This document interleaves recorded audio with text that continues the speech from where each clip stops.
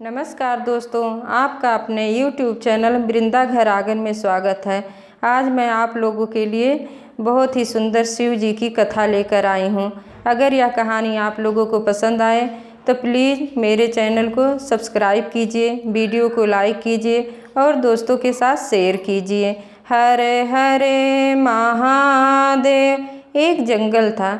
जंगल में शिव जी का बहुत ही भव्य मंदिर था। वहाँ प्रत्येक सोमवार को लोग दूर दूर से पूजा करने के लिए आते थे। चूँकि मंदिर जंगल में था इसलिए वहाँ प्रतिदिन कोई नहीं आता था। अक्सर मंदिर सुनसान ही रहता था। उस मंदिर में एक पुजारी जी रहते थे। एक दिन पुजारी जी को बहुत आवश्यक काम आ गया और उन्हें जंगल से बाहर जाना था। अब वह सोचने लगे कि मैं कैसे जंगल से बाहर जाऊं, मंदिर का देखभाल कौन करेगा। इतने में उन्हें एक व्यक्ति दिखा जो अपने जानवरों को चराने जंगल में आया हुआ था। उन्होंने उस व्यक्ति को बुलाया और कहा कि भाई, अगर आज तुम दिन भर मंदिर की देखभाल कर लो तो मैं एक आवश्यक काम से चला जाऊं, मुझे बहुत ज़रूरी काम है, बाहर जाना है। तब उस व्यक्ति ने कहा कि ठीक है पुजारी जी, आप जाइए लेकिन शाम तक ज़रूर चले आइएगा। पुजारी जी चले गए। अब वह व्यक्ति उस मंदिर में बैठ गया। मंदिर में बैठे बैठे वह बोर होने लगा। तब उसने सोचा कि ला मंदिर की साफ़ सफाई ही कर दूं, ऐसे मेरा समय भी व्यतीत हो जाएगा और मंदिर की साफ़ सफाई भी हो जाएगी। वह मंदिर की साफ़ सफाई करने लगा। उसकी नज़र शिवलिंग के ऊपर पड़ी। वहाँ बहुत ढेर सारा जाला लटका हुआ था। तो वह सोचा कि पहले यही साफ़ कर दूं, जाला ही साफ़ कर दूं, और नहीं तो यह जाला भगवान के ऊपर ही गिरेगा और अच्छा नहीं लगेगा। तब वह इधर उधर सीढ़ी देखने लगा लेकिन वहाँ कुछ भी नहीं मिला जिस पर चढ़कर वह जाला साफ करता। तब उसने बिना सोचे विचारे शिवलिंग के ऊपर ही चढ़ गया और उस शिवलिंग पर चढ़कर वह सफाई करने लगा। जैसे वह व्यक्ति शिवलिंग पर चढ़ा तैसे ही भोलेनाथ प्रकट हो गए और उस व्यक्ति से बोले कि भाई, मैं तुमसे बहुत प्रसन्न हूँ, तुम जो वर मांगना चाहते हो वह मांग लो।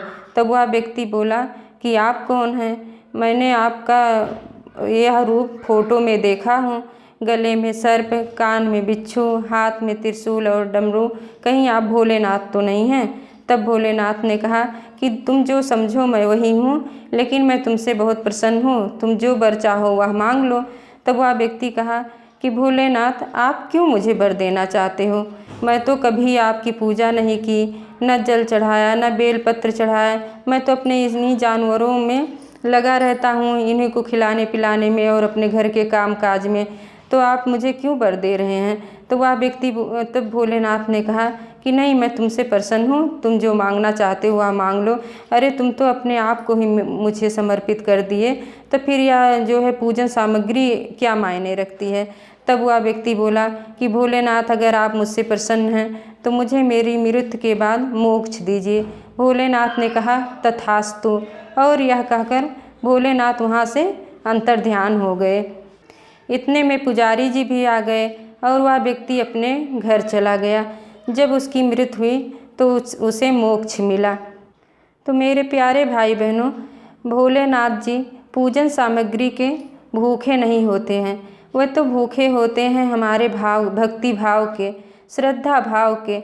हम लोग जो श्रद्धा भक्ति भाव से उन्हें चढ़ाते हैं उसे वो स्वीकार करते हैं। अगर हम अपने निर्मल मन से उन्हें 3 बेलपत्र ही चढ़ा देते हैं तब भी भोलेनाथ प्रसन्न हो जाते हैं और हमारी सभी मनोकामनाएं पूर्ण करते हैं।